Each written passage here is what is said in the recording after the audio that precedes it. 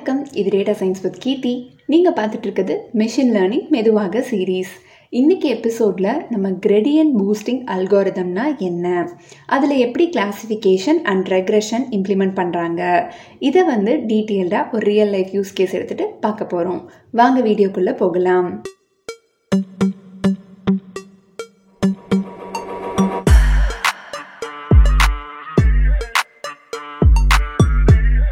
இன்றைக்கி செஷனுக்கான யூஸ் கேஸாக நான் ஒரு ஏசி டேட்டா செட் எடுத்துகிட்டு வந்திருக்கேங்க. ஸோ நம்ம எல்லாருமே சம்மர் சீசனில் ஏசி யூஸ் பண்ணுவோம். அண்ட் ஏசி எவ்வளோ யூஸ் பண்ணுறோமோ அதுக்கு தகுந்த மாதிரி நம்ம கரண்ட் பில்லும் அதிகமாக நமக்கு ஆகும் இல்லையா? ஸோ இதை தான் ஒரு யூஸ் கேஸாக ஃப்ரேம் பண்ணியிருக்கேன்.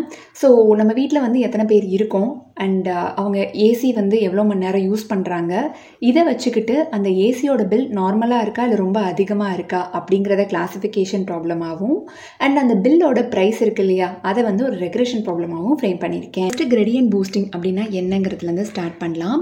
இதுவும் ஒரு ensemble machine learning technique. So என்செம்பிள்னாவே more than one machine learning algorithms வரப்போகுதுன்னு அர்த்தம். இதையும் யூஸ் பண்ணி நம்ம கிளாசிஃபிகேஷன் அண்ட் ரெக்ரெஷன் ரெண்டு ப்ராப்ளமே சால்வ் பண்ணலாம்.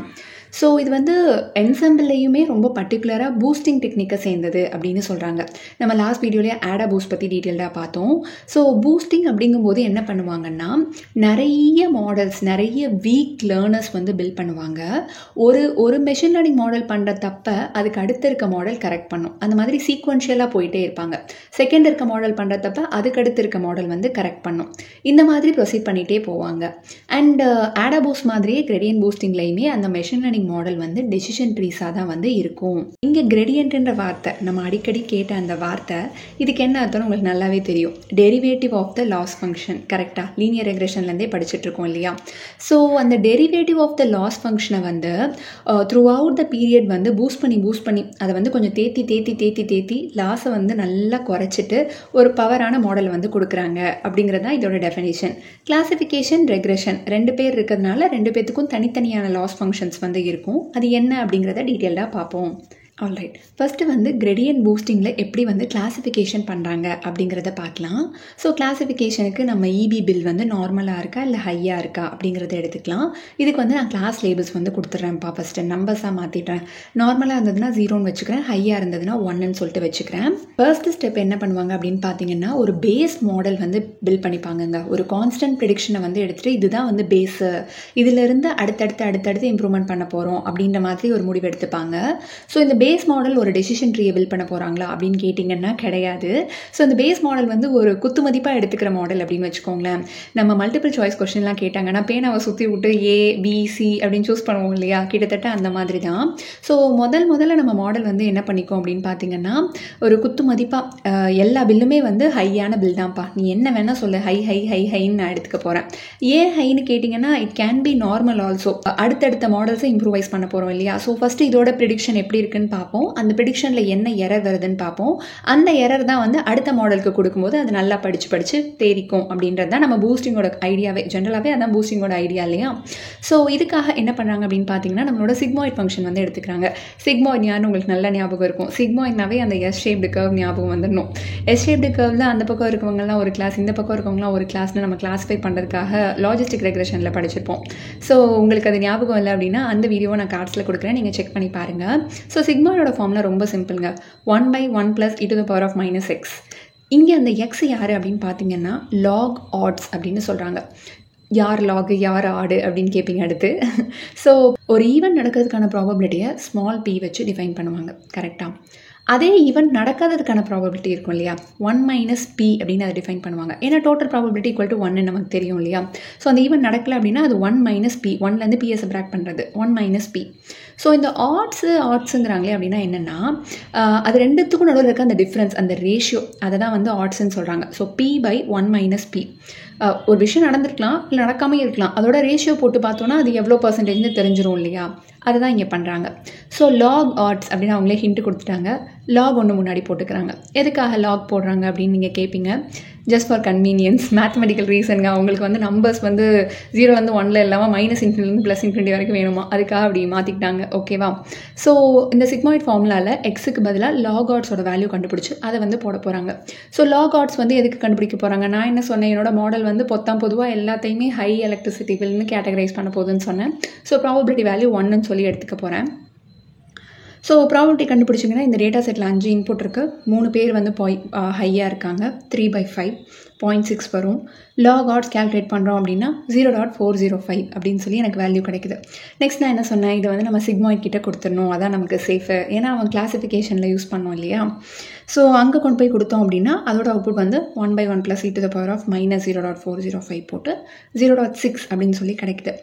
ஸோ நெக்ஸ்ட்டு நம்மளோட வேலை என்னென்னா, ஆக்சுவலான அவுட்புட் வந்து 0 0 1 1 1.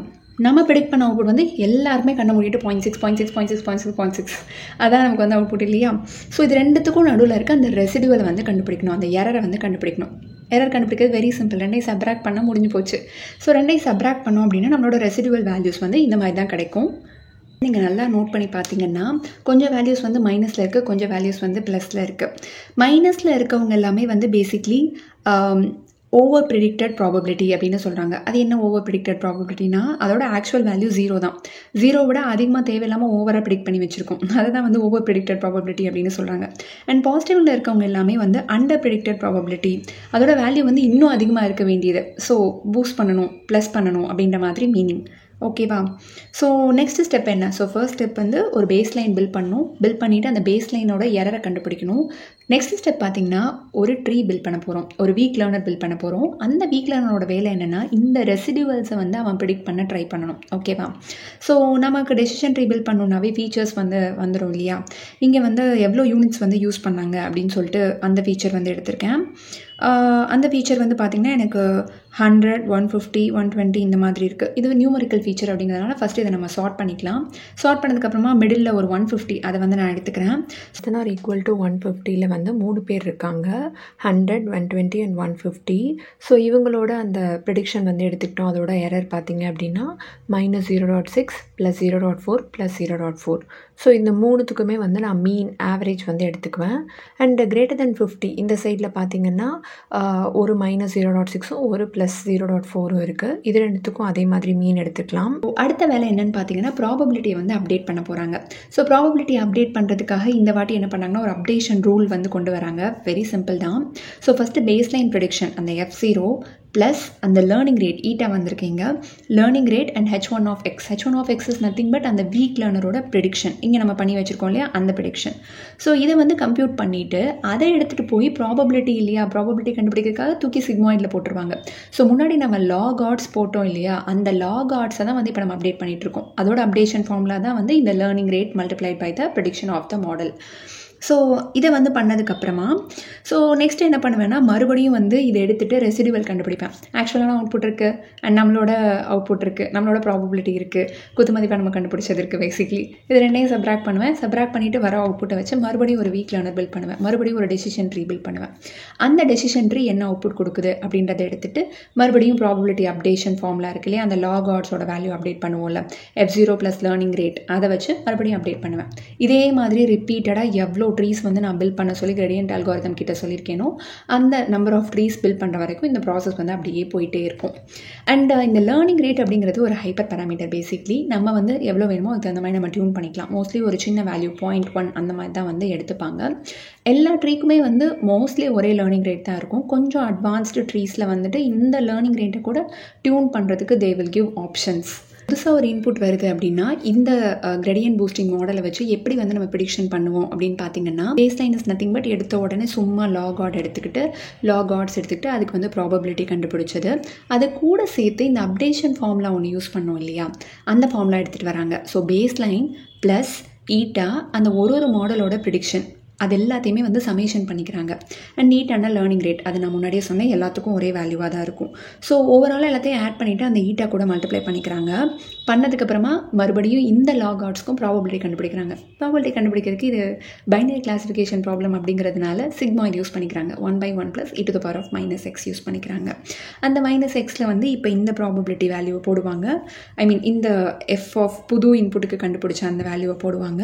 போட்டதுக்கப்புறமா இப்போ வரப்போகிற ப்ராபபிலிட்டி 0.5க்கு மேலே இருந்ததுன்னா இது ஒரு கிளாஸ், 0.5 விட கம்மியாக இருந்ததுன்னா இது இன்னொரு கிளாஸ், 0.5க்கு மேலே இருந்ததுன்னா நம்ம அசம்ஷன் படி பார்த்தோம்னா இது வந்து ஹை எலக்ட்ரிசிட்டின்னு எடுத்துக்கிட்டோம்ல. ஸோ வேல்யூ வந்து ஹை.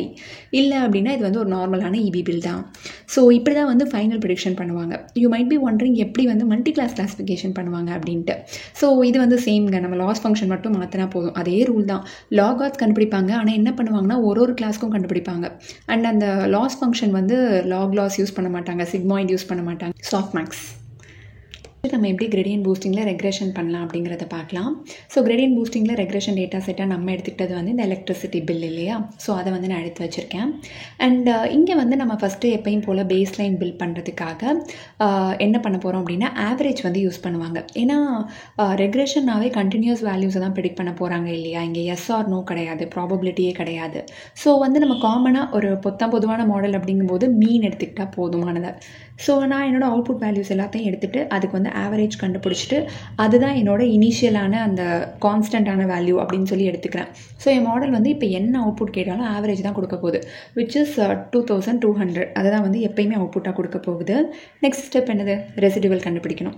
ஸோ ஆக்சுவல் வேல்யூவையும் ப்ரெடிக்டட் வேல்யூவையும் நம்ம சப்ராக்ட் பண்ண போகிறோம். ரெண்டையும் சப்ராக்ட் பண்ணி போட்டோம்னா இதுதான் என்னோடய ரெசிடியூவல்ஸ்.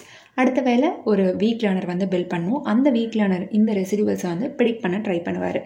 ஸோ இந்த வீக் லேர்னர் வந்து இங்கே டெசிஷன் ட்ரீ அப்படிங்கிறதுனால வழக்கம் போல் நம்மளோட ஃபீச்சர்ஸை வந்து எடுத்துக்கலாம். யூனிட்டே வந்து நான் மறுபடியும் எடுத்துக்கிறேன். Unit less than or equal to 150 இருந்ததுன்னா என்னோட மீன் ரெசிடியூவல் என்ன வந்ததுன்றதை பார்த்துக்கலாம். அண்ட் கிரேட்டர் தென் 150 இருந்ததுன்னா என்னோட மீன் ரெசிடியூவல் என்ன வந்தது. ஏன்னா ஏன் 150 எடுத்துக்கிட்டோன்றது உங்களுக்கு புரியுதுன்னு நினைக்கிறேன். இது நியூமரிக்கல் வேல்யூ. ஸோ அதை சார்ட் பண்ணிவிட்டு மிடில் இருக்க வேல்யூ வந்து எடுத்துக்கிறேன், அவ்வளோதான். ஸோ அதையே வந்து எடுத்துக்கிறேன். நெக்ஸ்ட் ஸ்டெப் வந்து நம்ம லாஸ்ட் டைம் பண்ண மாதிரி என்ன பண்ணோம், மாடலை வந்து அப்டேட் பண்ணணும். போன வாட்டி என்ன பண்ணோம், லாக் ஆட்ஸை வந்து அப்டேட் பண்ணோம். அப்போ இதே ஃபார்முலா தான் யூஸ் பண்ணோம். Base learner plus learning rate மற்ற வீக் லேர்னர்ஸோட அவுட்புட். இப்போதைக்கு ஒரே ஒரு வீக் லேர்னர் தான் இருக்காங்க, அந்த ஒரு வீக் லேர்னரோட அவுட்புட் எடுத்து போட்டுக்கிறேன். ஸோ இந்த வேல்யூ வந்து நம்ம ஒன்றுத்துக்கும் கண்டுபிடிச்சி ஆட் பண்ணிக்கலாம். நெக்ஸ்ட் நம்ம என்ன பண்ணோம், இன்னொரு மாடல் வந்து பில்ட் பண்ணுவாங்க. அதாவது அடுத்த வீக் லேர்னருக்கு தேவையான ரெசிடியூவல்ஸ் வந்து இங்கேருந்து எடுத்துப்பாங்க, ஆக்சுவல் மைனஸ் ப்ரெடிக்டட் பண்ணி இந்த ரெசிடியூவல்ஸை வச்சு இன்னொரு வீக் லேர்னர் பில்ட் பண்ணுவாங்க, இன்னொரு டெசிஷன் ட்ரீ பில்ட் பண்ணுவாங்க. ஸோ இந்த ஸ்டெப் வந்து அப்படியே நம்ம எவ்வளோ number of gradient boosting trees கொடுக்குறோமோ அது எல்லாத்துக்குமே வந்து போய்கிட்டே இருக்கும். ப்ரெடிக்ஷன் பண்ணுறதுக்கு என்ன பண்ணுவாங்க அப்படின்னு பார்த்தீங்கன்னா நம்ம முன்னாடி யூஸ் பண்ண சேம் ஃபார்முலா தான். ஸோ பேஸ் லைன் கூட ஒரு லேர்னரும் என்ன அவுட்புட் கொடுக்குறாங்களோ அதை அப்படியே எடுத்துகிட்டு லேர்னிங் ரேட்டோட மல்டிப்ளை பண்ணி ஆட் பண்ணிவிட்டு இதுதான் நம்மளோட அவுட்புட் அப்படின்னு சொல்லி கொடுத்துருவாங்க.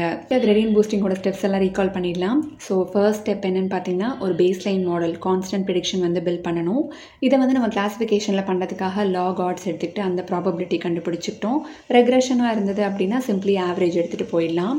நெக்ஸ்ட் வந்து அந்த ஃபர்ஸ்ட் பேஸ் லைனோட ப்ரெடிக்ஷனை கண்டுபிடிச்சிட்டு அதோட ரெசிடியூவல்ஸ் என்ன அப்படிங்கிறத வந்து கண்டுபிடிப்போம். மிச்சம் மீதி என்ன, அதோட எரர் ரேட் என்ன அப்படின்றத கண்டுபிடிச்சிட்டு அந்த பண்ண தப்பை எல்லாத்தையுமே அடுத்த டெசிஷன் ட்ரீ, அதாவது அந்த week learner first week learner கிட்ட சொல்லி கரெக்ட் பண்ண ட்ரை பண்ணுவோம். ஸோ அந்த ரெசிடியூவல்ஸை தான் இது ப்ரெடிக்ட் பண்ணவே ட்ரை பண்ணும். நெக்ஸ்ட் வந்து என்னென்னு பார்த்தீங்கன்னா அது விடுற எரர்ஸ் அதோட ரெசிடியூவல்ஸ் எடுப்பாங்க, திருப்பி அதை வந்து அதுக்கு அடுத்து வர லேர்னர் கிட்ட கொடுப்பாங்க. இந்த மாதிரி ஸ்டெப் வந்து ப்ரொசீட் பண்ணிகிட்டே போயிட்டே இருப்பாங்க. ஃபைனல் ப்ரெடிக்ஷனில் எல்லாருமே அவங்கவுங்களோட ப்ரெடிக்ஷனை கொடுப்பாங்க, பேஸ் லைன் கூட அதை ஆட் பண்ணிவிட்டு ஃபைனல் அவுட்புட் வந்து எடுத்துகிட்டு வருவாங்க. ஸோ கிரேடியன்ட் பூஸ்டிங்கோட ஓவரால் ஐடியா எப்படி இருக்குன்னு பார்த்தீங்கன்னா ஃபர்ஸ்ட்டு வந்து ஒரு டேட்டாவை பார்த்த உடனே அந்த ஃபீச்சர்ஸ் பற்றிலாம் பெருசாக படிக்கல, காமனாக என்ன இதுக்கு வந்து அவுட்புட் வரும் அப்படின்ற மாதிரி ஒரு ப்ரெடிக்ஷன் கொடுக்குது. அதுக்கப்புறமா அதில் வர்ற எரரை அதுக்கு அடுத்து வரவங்க எல்லாருமே ஒருத்தரும் அவங்களால முடிஞ்ச அளவுக்கு புஷ் பண்ணி மாற்றி ஒரு பர்ஃபெக்டான அவுட்புட்டை கொண்டு வர ட்ரை பண்ணுறாங்க. செஷனோட எண்டுக்கு நாம் வந்துட்டோம். இன்றைக்கி நீங்கள் படித்த இந்த கிரேடியன்ட் பூஸ்டிங் அல்காரிதம் உங்களுக்கு நல்லா புரிஞ்சதுன்னா உங்கள் ஃப்ரெண்ட்ஸ்க்கு யாருக்காவது தேவைப்படும்னு நினச்சிங்கன்னா கண்டிப்பாக அவங்களுக்கு ஷேர் பண்ணுங்கள். நன்றி.